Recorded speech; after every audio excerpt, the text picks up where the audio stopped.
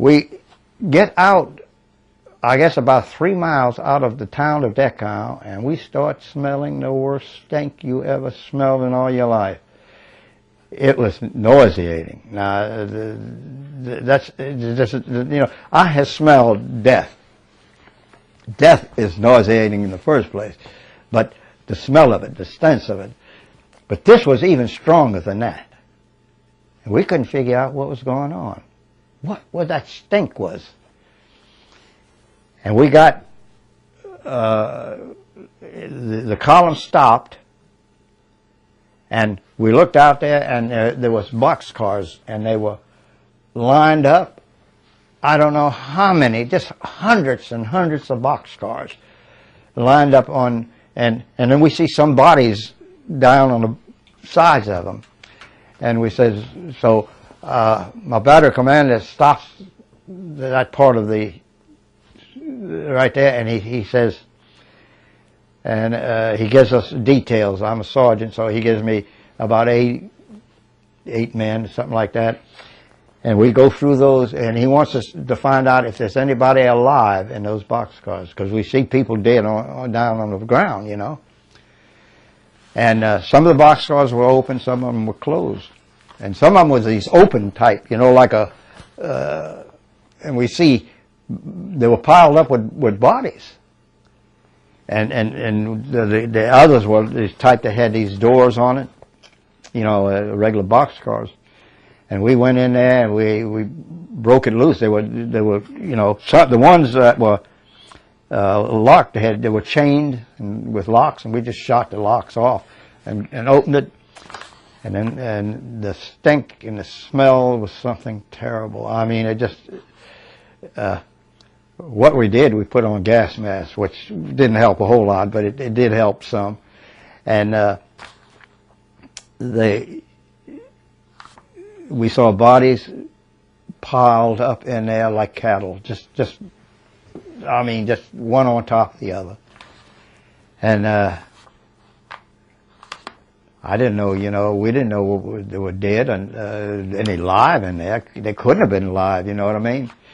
But you know, every now and then you'd come across one of them that the eyes are rolled or something, you know, and we'd say maybe he's still alive, so we'd get him out.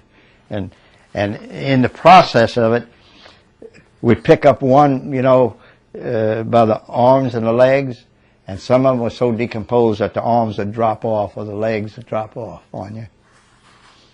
And you just have to pick up the rest of them, just throw them off on the side. Well, you're getting all this gook on you. The smell is terrible. We are throwing up all over the place. I mean, there's no way to explain how something like that could happen. There's just no way. And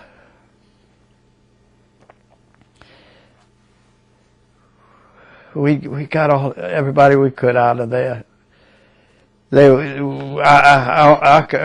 guess there's around 10 to 12 boxcars I went through. We got maybe 1, 2 that might have been alive. We don't know. And then we went. After that, we got in our vehicles and went into the camp. And the first thing we noticed was coming through the gates. The gates were opened, by the way. There were other troops in there. American troops or some other troops was in there. They were still sniping, you know. We could hear, he'd come right past you, you know. And we went on through the camp there. We got into the camp, and the first thing I see is a bunch of these look like German officers or German soldiers, and they were all tore apart. I mean, just eyes were gouged out, and their mouths were gouged out, and they're just. And I asked, see, now I didn't explain. I'm of Jewish descent. I don't know if you knew that, and I could speak a little Yiddish. So Yiddish is very much like German.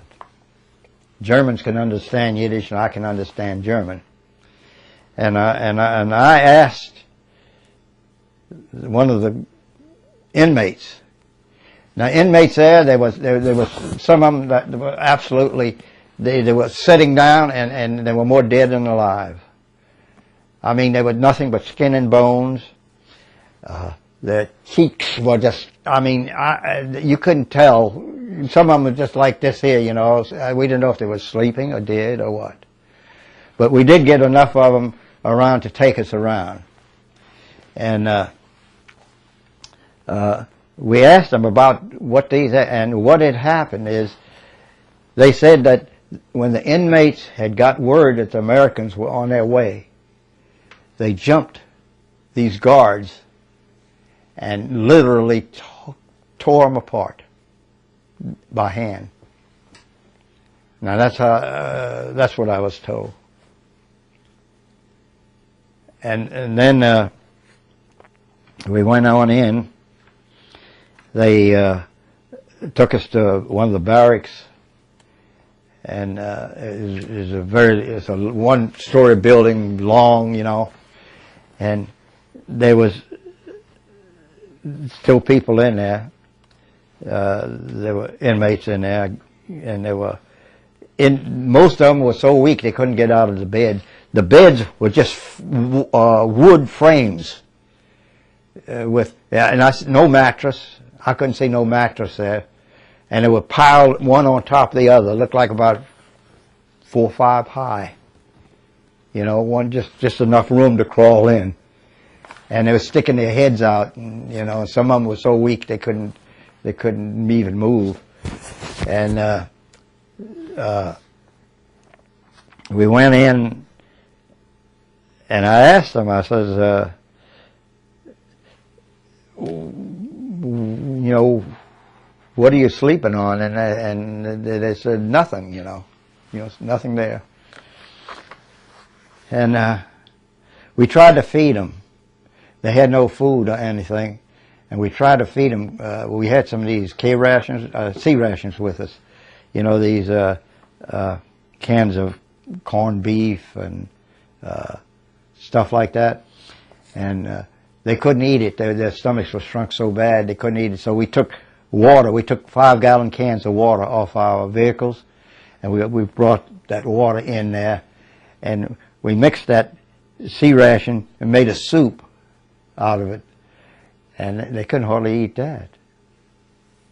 They told me they were boiling roots out of the ground, and they had a few